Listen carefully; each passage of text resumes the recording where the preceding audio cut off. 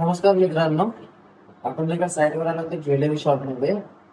तिथे आपण CP plus आणि टीपीटीची काही कॅमेरे लावले होते. तर कस्टमरला इंटरनेट त्यांचा चेंज झालाय.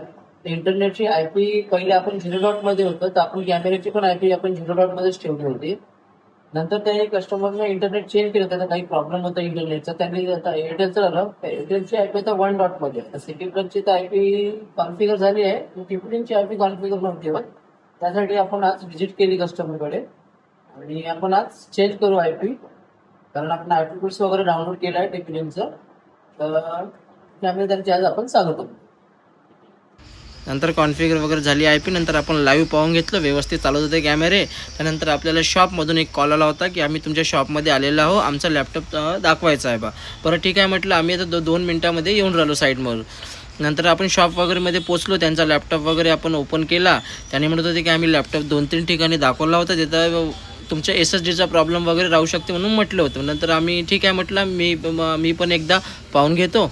नंतर आपण लॅपटॉपला ओपन वगैरे केलं. लॅपटॉपला ओपन केल्यानंतर म्हणजे रिझल्ट समोर झाला की एवढा डस्ट होता लॅपटॉपमध्ये, फॅनमध्ये डस्ट होता.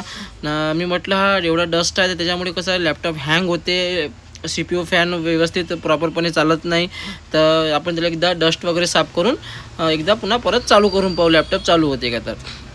तर ठीक आहे म्हणे. तर मी मग लॅपटॉपला ओपन वगैरे केलं, व्यवस्थित डस्ट वगैरे साफ केला, हिटिंग पेस्ट वगैरे लावून घेतली आणि जेवढा काही डस्ट लॅपटॉपमध्ये तेवढा काही पुसून टाकला फॅन वगैरे मधला. आणि परत एकदा पुन्हा फॅनमधला डस्ट वगैरे साफ करून टाकला.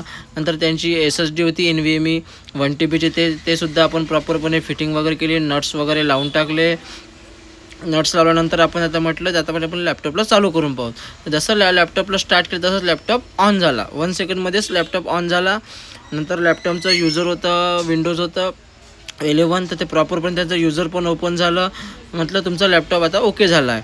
नंतर आपल्याला शॉपमध्ये पुन्हा एक DVR, नंतर एका कस्टमरचं आपण DVR आणलं होतं. DVRमध्ये प्रॉब्लेम होता त्याच्या हार्ड डिस्कमध्ये. हार्ड डिस्क वगैरे आपण प्रॉपर चेक केली.